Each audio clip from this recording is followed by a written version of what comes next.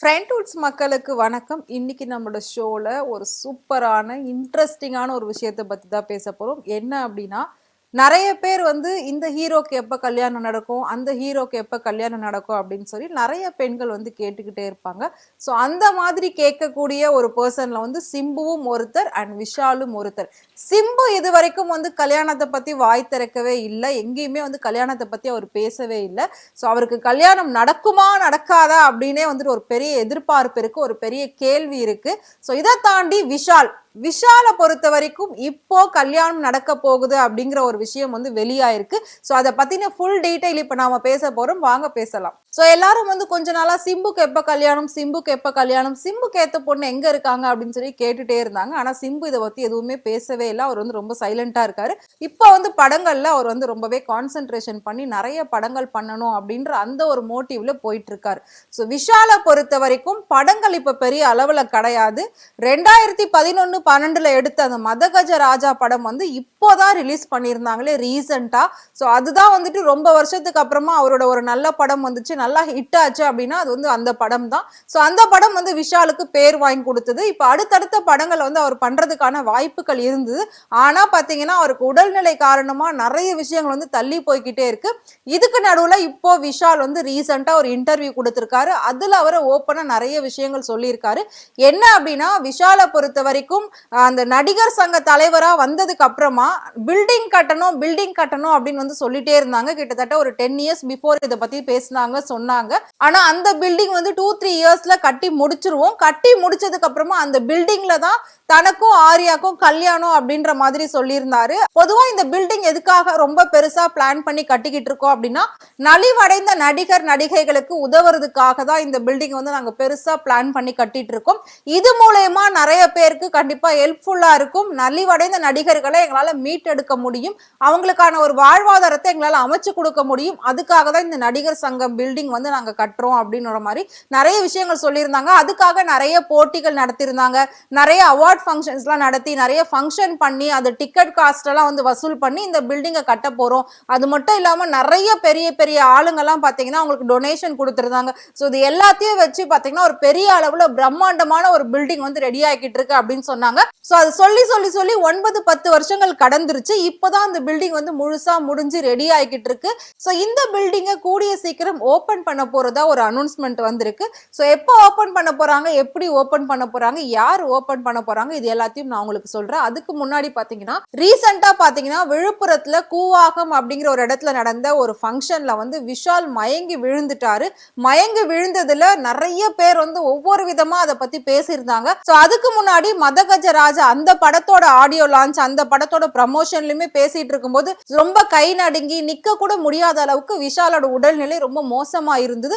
அதுக்கப்புறம் அதுல இருந்து மீண்டு வந்த விஷால் வந்து இப்ப பாத்தீங்கன்னா ஓரளவுக்கு நல்லா இருந்துட்டு இருந்தாரு. இப்ப மறுபடியும் இந்த ஃபங்க்ஷன்ல பேசிட்டு இருக்கும்போது மயங்கி விழுந்துட்டாரு. சோ இதை வச்சு பல நெட்டிசன்கள்லாம் என்ன பண்ணாங்க அப்படின்னா, ஒவ்வொருத்தரும் ஒவ்வொரு விதமா வந்து கண்டென்ட் கிரியேட் பண்ணி போட்டுக்கிட்டு இருந்தாங்க. விஷாலுக்கு வந்து இந்த நோய் இருக்கு, அந்த நோய் இருக்கு, அவரோட உடல்நிலை வந்து ரொம்ப மோசமாகிட்டு இருக்கு, அவருக்கு வந்து நரம்பு தளர்ச்சி பிரச்சனை வந்துருச்சு, சோ அவருக்கு வந்து கிட்னி பிரச்சனை வந்துருச்சு, அவருக்கு நுரையீரல் பிரச்சனை இருக்கு, விஷாலுக்கு வந்து இதயம் சம்பந்தப்பட்ட பிரச்சனைகள் இருக்கு, விஷாலுக்கு வந்து உடம்பு ஃபுல்லா நோய் இருக்கு, அவர் குடிச்சு குடிச்சு அவரோட உடம்பு வந்து ஸ்பாயில் ஆயிடுச்சு, அவர் வந்து ரீசெண்டா நிறைய ட்ரக் அடிக்ட் ஆயிட்டாரு, அதனால அவரோட உடம்பு வந்து இப்படி ஆயிடுச்சு, அப்படி இப்படின்னு பல பேர் பல விஷயங்களை பல விமர்சனங்களை முன் வச்சுக்கிட்டு இருந்தாங்க.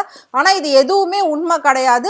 அப்போ வந்து அவருக்கு ரொம்ப ஹை ஃபீவர் இருந்தது, வைரல் ஃபீவர் இருந்தது, அதனால அந்த மாதிரி ஒரு நடுக்கம் இருந்துச்சுன்னு சொல்லியிருந்தாங்க. அதுக்கப்புறம் அதுல இருந்து ரெக்கவர் ஆகி வந்துட்டாரு, ரெஸ்ட்ல இருந்தாரு.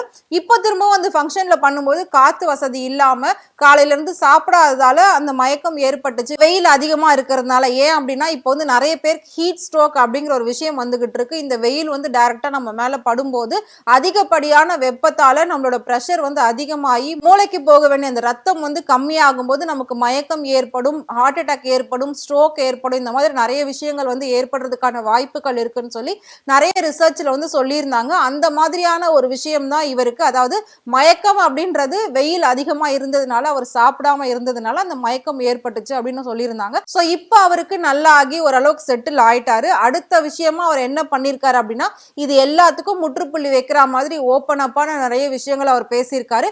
தொடர்ந்து வந்து இப்ப அந்த பில்டிங் கட்டி முடிக்க வேண்டிய அந்த ஒரு சுச்சுவேஷன்ல இருக்கிறதுனால, முடிக்கக்கூடிய அந்த இடத்துல இருக்கிறதுனால மிக பெரிய ஒரு பொறுப்பு என்கிட்ட இருக்கு.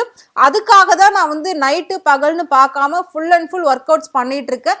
இது சம்பந்தமா நிறைய பேர்கிட்ட நான் பேச வேண்டியிருக்கு. நிறைய பேர் நேர்ல போய் பார்க்க வேண்டியிருக்கு. ஒவ்வொருத்தரும் ஒவ்வொரு இடங்கள்ல இருந்துட்டு இருக்காங்க. ஸோ எல்லா இடத்துக்குமே நான் டிராவல் பண்ணி போக வேண்டியிருக்கு. இந்த மாதிரி சுச்சுவேஷனால தான் என்னோட உடம்பு வந்து என்னால பார்த்துக்க முடியல. சரியா சாப்பிடுறது இல்ல, சரியா தூங்குறது இல்ல, சரியா தண்ணி குடிக்கிறது இல்ல.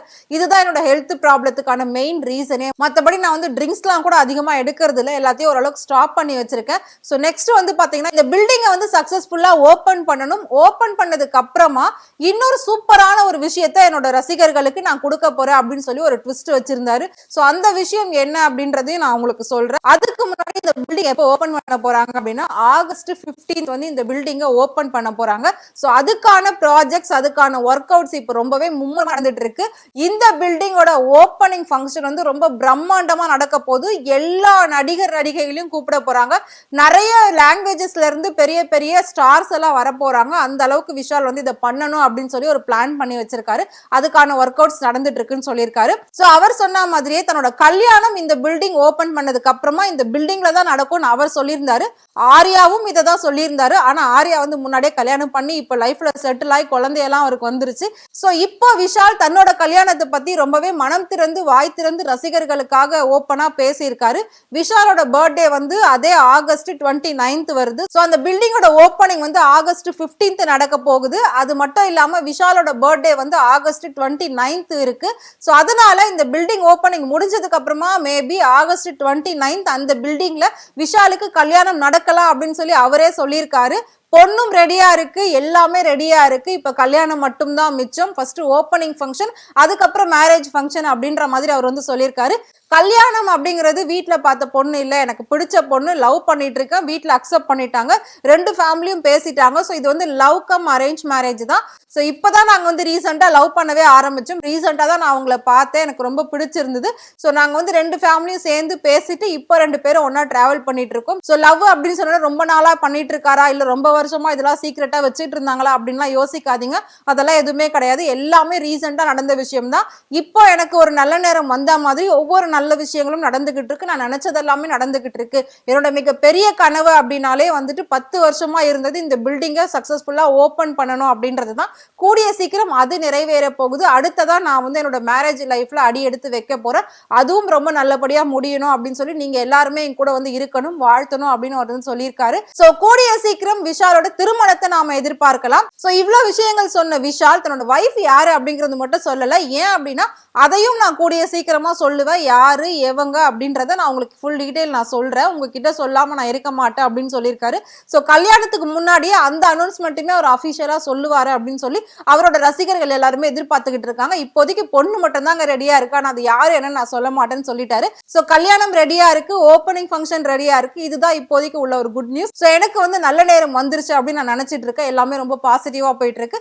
இதுக்கு மேலேயும் லைஃப்ல வந்து நான் நல்லா இருக்கணும் அப்படின்னா கண்டிப்பா நீங்க எல்லாருமே என் கூட இருக்கணும், உங்களோட சப்போர்ட் வேணும் அப்படின்னு சொல்லி விஷால் பேசியிருக்காரு. சோ விஷால் சொன்ன இந்த விஷயத்தை பத்தி நீங்க என்ன நினைக்கிறீங்க? விஷால் உங்களுக்கு பிடிக்கும் அப்படின்னு நினைச்சீங்கன்னா மறக்காம அவரை பத்தி கமெண்ட் பாக்ஸ்ல கமெண்ட் பண்ணுங்க. இதே மாதிரி சினிமால நடக்கக்கூடிய நிறைய சுவாரஸ்யமான விஷயங்கள், நிறைய உண்மையான விஷயங்கள், ஹீரோ ஹீரோயின் பத்தின டே பை டே அப்டேட்ஸ் உங்களுக்கு வேணும் அப்படின்னு நினைச்சீங்கன்னா மறக்காம ஃப்ரெண்ட் சேனலை ஃபாலோ பண்ணிக்கோங்க.